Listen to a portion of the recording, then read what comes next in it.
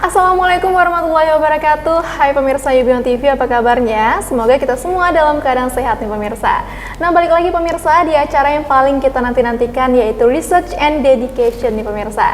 Yang pastinya di sini kita akan mengulik dan juga mengetahui nih pemirsa mengenai penelitian dan pengabdian dari seluruh dosen-dosen di Universitas Ubudiyah Indonesia. Dan pastinya bakalan seru banget pemirsa, dan spesial nih hari ini kita sudah kedatangan seorang narasumber yang merupakan dosen di Universitas Ubudiyah Indonesia, yaitu Ibu Periskila Dina Kalikula SPD MSc. Dan pemirsa langsung aja kita sapa. Assalamualaikum Ibu. Waalaikumsalam. Bagaimana kabarnya hari ini Bu? Alhamdulillah luar biasa. Sehat ya, alhamdulillah. Sehat. Nah Ibu, mungkin sebelumnya nih kita kenalan dulu ya dengan para pemirsa di rumah. Ya. Silakan Ibu. Oke, perkenalkan nama saya Periskila Dina Kalikula yang seperti sudah disebut oleh pembawa acara kita. Saya dipanggil biasa di sini Ibu Rizka ya, mengampu di program studi S1 Farmasi Fakultas Ilmu Kesehatan. Untuk pendidikan saya sendiri, S1 saya dari Jogja, Universitas Sanata Dharma, mengambil pendidikan biologi tetapi konsentrasinya ke arah mikrobiologi.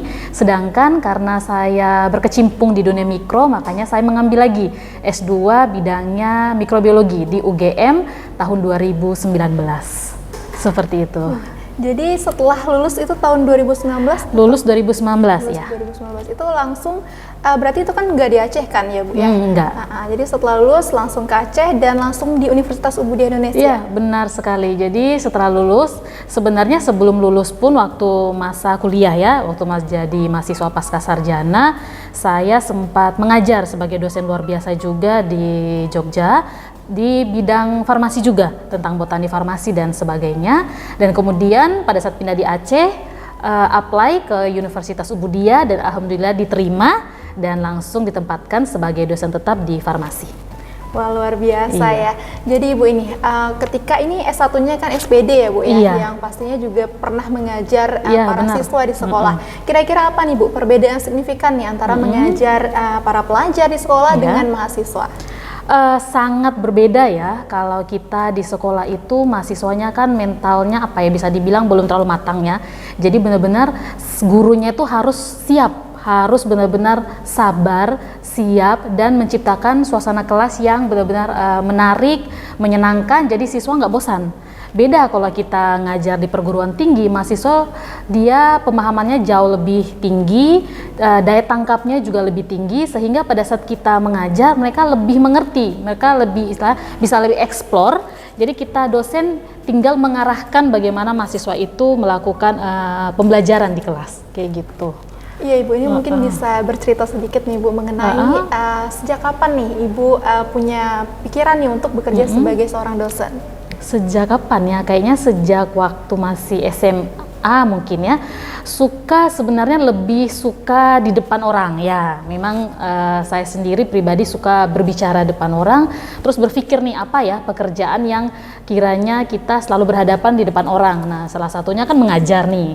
Belum kepikiran kalau akan menjadi dosen. Jadi kepikirannya guru, oke, ngajar anak SMA, oke lah seperti itu. Terus pada saat lulus ada tawaran beasiswa. Memang saya tidak mengambil tawaran tersebut, tetapi apply beasiswa lain, pemerintah Indonesia juga, masuk ke UGM.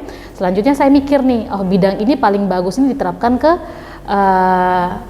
istilahnya mahasiswa, karena memang materi-materi yang diajarkan ini bisa disalurkan. Karena kalau kita tidak bekerja di bidang pendidikan, biasanya ilmu itu akan terpendam. Kalau saya pribadi berpikirnya seperti itu ya, terpendam di dalam otak kita. Jadi ya udah lama-kelamaan hilang.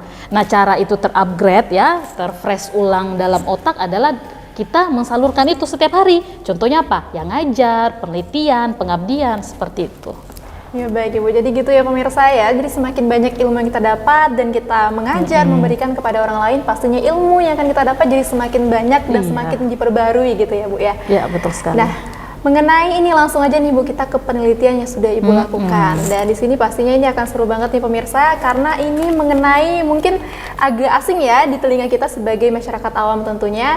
Dan kali ini penelitian dari Ibu Rizka adalah uji aktivitas antibakteri dari ekstrak bawang lanang atau Allium sativum terhadap pertumbuhan bakteri Staphylococcus aureus dan Escherichia coli. Iya, benar Nah, sekali. mungkin nih pada penasaran dan juga pasti belum pernah dengar nih sebelumnya nih, dan mungkin langsung aja nih Bu Rizka untuk menjelaskan ke pemirsa. Oke, ya jadi penelitian saya ini dia memang basicnya research banget ya dalam lab. Jadi makanya orang-orang awam kalau dengar ini penelitian tentang apa sih kayak gitu. Jadi awal mula kenapa penelitian ini saya menggunakan bawang lanang, karena pertama kali saya injak Jogja, saya belum pernah melihat bawang lanang yang modelnya tuh bulat-bulat kayak model apa ya. Dia cuma satu siung. Mungkin pernah lihat di pasar, kalau di Aceh saya kurang tahu ya.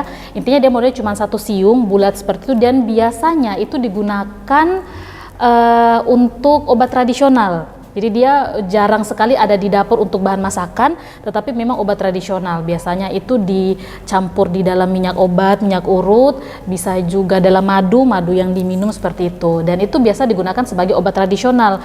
Terus saya mikir nih, apa dong bedanya bawang lanang ini sama bawang biasa?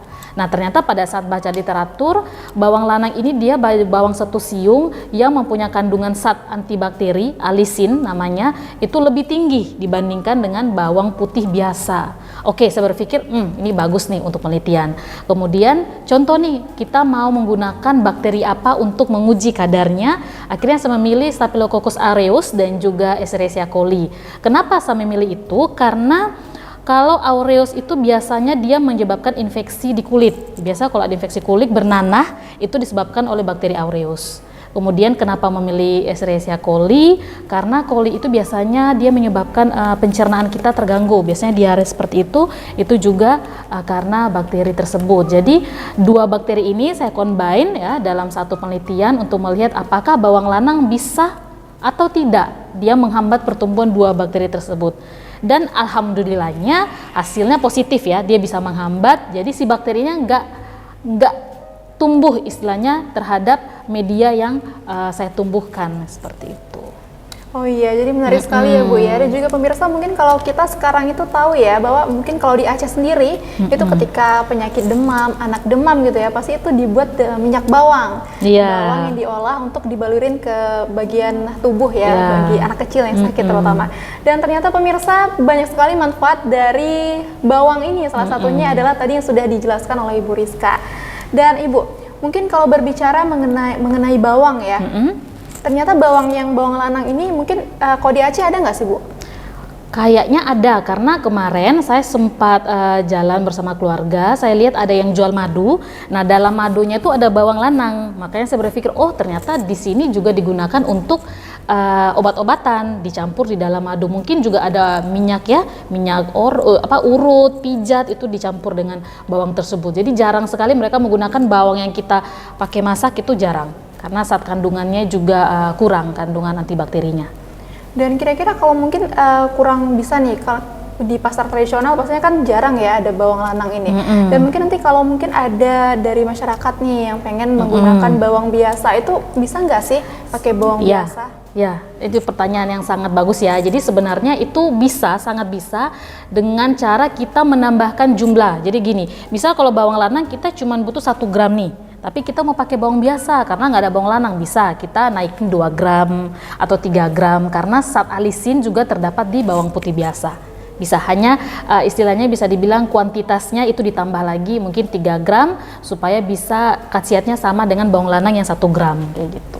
Iya, jadi tadi penelitian Ibu tuh udah untuk 2 bakteri ya. Jadi bakteri kedua tadi. Kira-kira bawang lanang ini bisa nggak sih untuk penyakit lain gitu, untuk mengatasi infeksi bakteri lain gitu? Kalau bisa apa enggak, bisa, karena memang bukan hanya bakteri aureus atau bakteri coli saja yang bisa dihambat oleh zat antibakteri tersebut, tetapi bakteri lain pun yang bersifat patogen ya, yang bersifat patogen itu bisa dihambat oleh zat antibakteri. Jadi apapun yang dari golongan bakteri misal mutans atau bakteri apapun bisa dihambat, asal kita menggunakan zat antibakteri yang sesuai untuk menghambat si bakteri tersebut kayak gitu. Oh iya, kira-kira selama menjalani nih penelitian ini Bu, kira-kira apa nih tantangan yang paling terasa ya?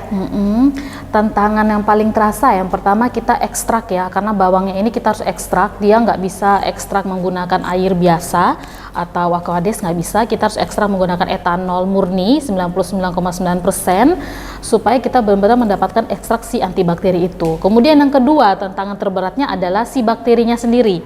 Bakteri ini kan kita nggak mungkin ngambil gitu aja terus kita biarkan dia hidup kayak gitu, nggak mungkin. Jadi si bakteri ini harus dibuat sedemikian rupa medianya agar dia tumbuh. Mungkin orang yang nggak pernah di lab ya, mungkin berkhayal-khayal gimana sih cara bakteri tumbuh gitu. Jadi memang bakteri punya media sendiri, dia akan tumbuh di atas media tersebut. Nanti ada indikatornya, oh ini tumbuh nih seperti itu. Itu yang paling susah karena belum tentu kita tumbuhkan dia mau tumbuh, belum tentu. Bisa aja suhunya terlalu tinggi, suhunya terlalu rendah, atau kitanya nggak steril. Jadi kita kalau kerja mikrobiologi itu 100% harus steril. Kalau kontaminasi ada jamur yang tumbuh, penelitian diulang lagi dari nol, kayak gitu ya. Kira-kira kalau untuk pastinya kan kalau untuk bakteri itu kita bisa ditemuin di mana aja nih kan, pastinya kita nggak kasat mata nih Bu. Kalau untuk kira-kira bakteri ini tuh biasa ditemuin di mana?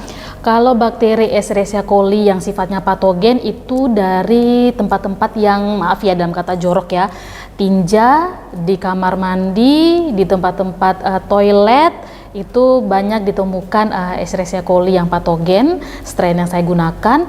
Kalau aureus itu bisa kita ambil dari mungkin kita ini isolasi atau menumbuhkan bakteri dari nanah jerawat atau ada luka yang sudah bernanah, kita ambil, kita tumbuhkan, itu bisa mendapatkan aureus. Seperti itu. Iya, pastinya penuh dengan perjuangan juga sangat, ya Bu ya, untuk mendapatkan bakteri ini untuk dijadikan penelitian. Iya. Nah pastinya pemirsa, kami akan kembali juga dengan pembahasan yang pastinya menarik juga bersama dengan Ibu Periskila.